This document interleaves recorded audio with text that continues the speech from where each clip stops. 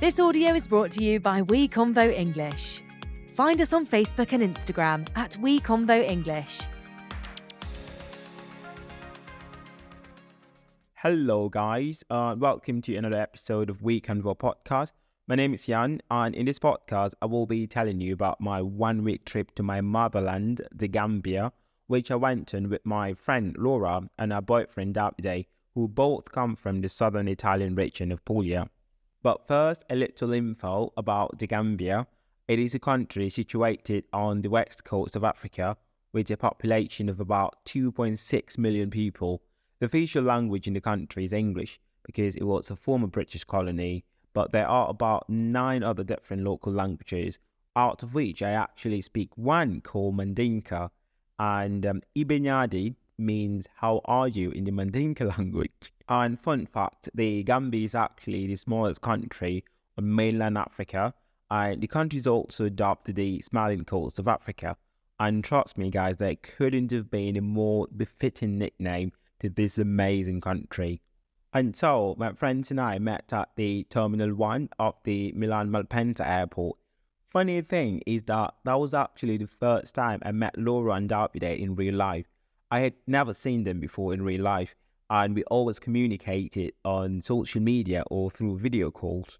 At around 5 p.m, we boarded our flight to Casablanca in Morocco, where we had an approximately 3-hour stopover before finally getting on our flight to the Banjul International Airport in the Gambia.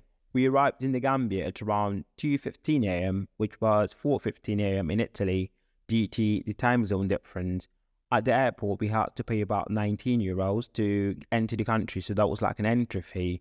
Luckily, we didn't waste a lot of time at the airport because my friend in the Gambia, called Mohammed, sent someone in to help us get our luggage and escape the airport bureaucracy. We got to Airbnb an hour after we landed. We just went straight to bed. I was really exhausted and I couldn't even unpack. So when I got to the B&B, I just jumped straight into bed. In the morning, we went to exchange euros for dalasi, which is the currency used in the Gambia. I think we exchanged €200 to give us about 13,400 dalasis. Then I drove Laura and Davide to an eco-lodge where they spent the day, while I went with my friend Mohammed to pick up an SUV we'd rented for our time in the country.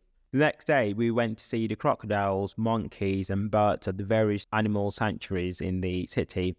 It was an amazing experience getting up close with those amazing monkeys and tame crocodiles. I even took a photo with my hands in the back of a crocodile. My heart was pumping so fast, really. Talk about adrenaline rush.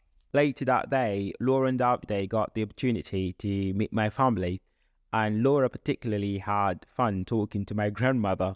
The following day, we travelled 350 kilometers to a remote village to donate 50 school bags to some school children from very poor backgrounds through my charity organisation, Blue Bee Gambia.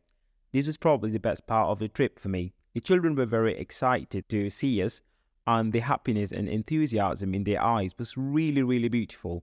On our way back from the village, we had a boat ride around an island inhabited by chimpanzees, and we were also lucky to see a couple of hippos as well. Then we went to see the beautiful stone circle of Senegambia and finally drove back to the city just in time to have pizza, which was really just some flatbread pretending to be pizza. We spent our remaining days in the country visiting the beaches, markets and lodges. And this podcast will probably take forever if I wanted to say everything we did. But generally, the Gambia is a stunning country with incredibly friendly and hospitable people, amazing food and lots of beautiful places to see and experience.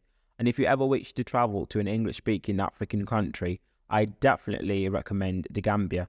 This is a country that never ever ceases to amaze me every single time.